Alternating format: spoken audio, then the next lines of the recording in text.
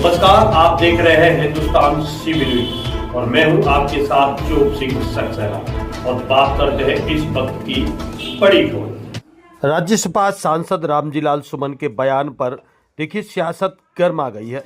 रामजीलाल सुमन ने राज्यसभा में चर्चा के दौरान राणा सांगा पर आपत्तिजनक टिप्पणी कर दी। इसके बाद उनका विरोध शुरू हो गया है। केंद्रीय राज्य मंत्री एसपी सिंह बघेल और फतेहपुर सीकरी के सांसद राजकुमार चहार ने बयान पर सुमन की कड़ी आलोचना की है। रामजीलाल सुमन के बयान पर फतेहपुर सीकरी लोकसभा क्षेत्र के सांसद राजकुमार चाहर ने सख्त टिप्पणी की है। राजकुमार चाहर ने कहा कि बेशर्मी और तुष्टीकरण की सारी सीमाएं पार कर दी हैं। सपा सांसद सुमन ने बाबर औरंगजेब के पक्ष में खड़े होकर सूरवीर योद्धा राणा सांगा का अपमान कर रहे हैं। यह राजपूत समाज का ही नहीं पूरे राष्ट्र का अपमान है। समस्त वीर योद्धाओं का अपमान है जो मुगलों से लड़े। सपा का डीएनए सबको पता है। तुष्टीकरण की सारी हदें पार कर दी है। आप तो माफी के लायक भी नहीं बचे। वहीं केंद्रीय राज्य मंत्री एसपी सिंह बघेल ने कहा, राणा सांगा हमारे नेशनल हीरो है। राष्ट्र के नायकों के खिलाफ किसी को भी कोई अमर्यादा बयानबाजी नहीं करनी चाहिए, फिर भी चाहे कोई सांसद हो या आम नागरिक। राणा सांगा ने 1527 में खानवा के मैदान पर बाबर के खिलाफ युद्ध लड़ा। उन्हें 80 घाव लगे थे और यही नहीं, उनकी 3 पीढ़ियों ने लगातार मुगलों के साथ युद्ध किया है। मेरा तो यही मानना है कि राष्ट्र नायकों के खिलाफ किसी को भी अभद्र भाषा का प्रयोग नहीं करना चाहिए। वहीं राज्यसभा में चर्चा के दौरान उपसभापति ने जब सांसद रामजीलाल सुमन को बोलने के लिए 5 मिनट का समय दिया, उन्होंने जब बोलना शुरू किया तो देश की एकता, अखंडता और सामाजिक सौहार्द को बनाए रखने से अपनी बात शुरू की। उन्होंने कहा, सामाजिक सौहार्द बिगाड़ने के लिए भाजपा को उन्होंने जिम्मेदार भी ठहराया और उन्होंने साफ कहा कि देश में कहीं भी मुसलमानों ने होली का विरोध नहीं किया। उल्टे भाजपा के मंत्रियों ने ही विवादित टिप्पणियां की है और सरकार ने उन्हें संरक्षण मिला हुआ है। चर्चा के दौरान सांसद रामजीलाल सुमन मुगल बादशाह का बाबर का जिक्र करते हुए कहा कि भाजपा के लोगों का तकिया कलाम बन गया है कि मुसलमानों में बाबर का डीएनए है। इसी दौरान उन्होंने राणा सांगा पर विवादित टिप्पणी कर दी। इसके बाद राज्यसभा में जमकर हंगामा हुआ। राज्यसभा के उपसभापति ने भी रामजीलाल सुमन को टोका। इधर आगरा में भी भाजपा ने इसे आधार बनाकर कई जगह प्रदर्शन किया है। सांसद सुमन के खिलाफ मुकदमे के लिए तहरीर भी दी गई है। तो आप जानिए तीनों ही सांसदों से क्या कुछ कहना चाहते हैं। देखिए किस प्रकार एक के बाद एक सभी ने अपनी बात रखी है।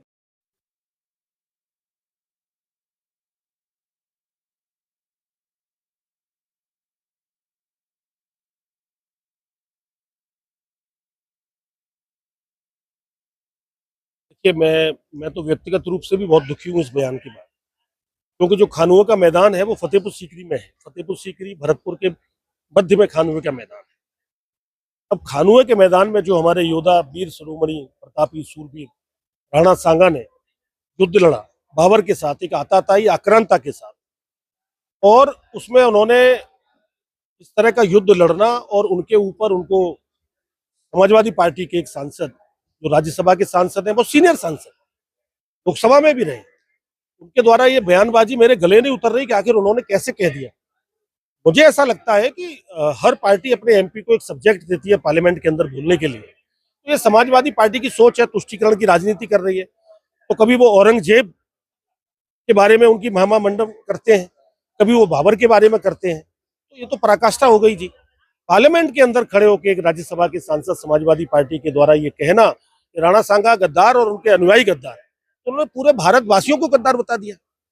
अब भारत के लोगों को गद्दार कहना, अरे सुमन जी या समाजवादी पार्टी, अगर राणा सांगा युद्ध नहीं लड़े होते, अगर पृथ्वीराज चौहान युद्ध नहीं लड़े होते, अगर महाराणा प्रताप नहीं लड़े होते, अगर शिवाजी नहीं लड़े होते, अगर महाराजा सूरजमल नहीं लड़े होते, अहिल्याबाई होलकर नहीं लड़ी होती, झांसी की रानी नहीं लड़ी होती, तो आज आपका नाम रामजी नहीं होता, आपका नाम कुछ और होता।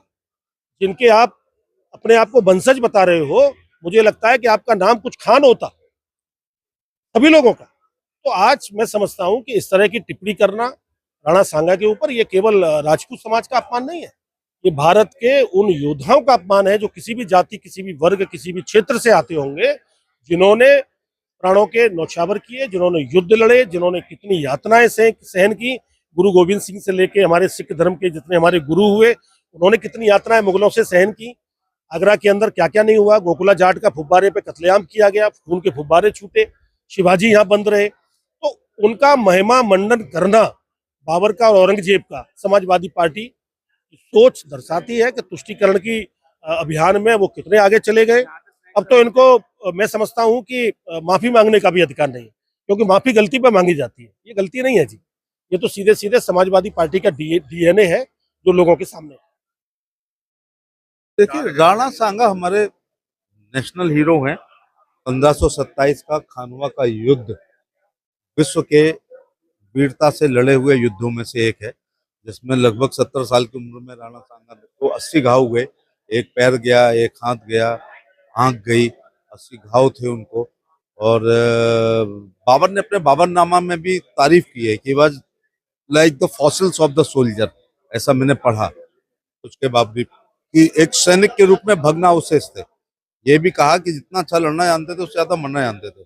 और ये अकेला खानदान है जो 3 पीढ़ी मुगलों से लड़ा। राणा सांगा का बाबर से युद्ध हुआ, फिर उनके बेटे उदय सिंह मुगलों को लड़ते रहे, फिर उनके ग्रैंडसन राणा प्रताप जी बाबर के ग्रैंडसन अकबर से लड़े। तो 3 पीढ़ी तक इस परिवार ने मुगलों को से युद्ध लड़ा और अधीनता स्वीकार नहीं की। ये बड़ी बात है। लास्ट हल्दी घाटी जब तक सृष्टि रहेगी, राणा सांगा के नाती राणा प्रताप जी के बारे में हमेशा वीर गाथाएं गाई जाएंगी। तो ये हमारे एक मुस्लिम वोटों के तुष्टीकरण के लिए हम अपने नेशनल हीरो को, हमारे साझा पुरखे हैं, उनके बारे में ऐसी अभद्र टिप्पणी करना शोभनीय नहीं है। चलिए साहब।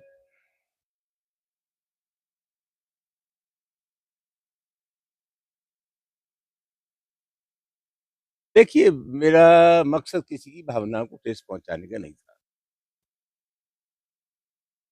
मेरा कहना ये था, गृह मंत्रालय के कामकाज पर चर्चा हो रही थी और मोटे तौर पर मैंने ये कहा था कि गृह मंत्री का काम यह है कि देश एक घर है, इस घर में सामाजिक सौहार्द बना रहे। हमारे देश में विभिन्न जातियों धर्मों के लोग रहते हैं, हमारे इबादत के तरीके फर्क है, पूजा पद्धति हमारी अलग अलग है, लेकिन हम लोग प्यार और मोहब्बत से रहे। तो बुनियादी तौर पर गृह मंत्री का काम यह है कि जाति और धर्म के नाम पर कोई टकराव हमारे देश में हो, हम प्यार और मोहब्बत से रहे।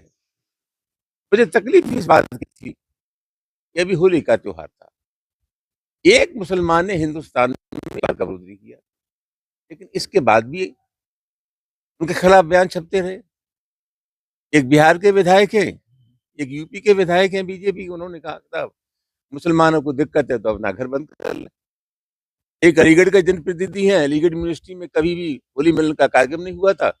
जब उनसे कहा गया था कि साहब ये नई परंपरा शुरू हो रही है, कुछ लोग विरोध कर सकते हैं, उन्होंने कहा उन्हें ऊपर पहुंचा दिया जाएगा। उत्तर प्रदेश के एक मंत्री हैं, उन्होंने कहा कि जिनको रंगों से नफरत है वो पाकिस्तान चले जाए। इस प्रकार की जो भाषा है, ये भाषा समाज को तोड़ती है। और मैंने बहुत विनम्रता के साथ कहा कि भाई हिंदुस्तान का इतिहास गवाह है कि जब जब मुल्क की इज्जत दांव पर लगी है, हिंदू मुसलमान दोनों ने इस देश की मिट्टी के लिए संघर्ष किया है। और मैंने साथ में कहा कि भाई रोज रोज बाबर को ये गालियां देना ठीक नहीं है। जहां तक बाबर का सवाल है, हिंदुस्तान का मुसलमान बाबर को अपना आदर्श नहीं मानता। हिंदुस्तान का मुसलमान मोहम्मद साहब को अपना आदर्श मानता है, सूफियों की जो परंपरा है उनको मानता है। और मैंने कहा जहां तक बाबर का सवाल है, रोज कहा जाता है मुसलमानों से कि इनमें डीएनए बाबर का, मैंने कहा ऐसा है, बाबर को लाया कौन?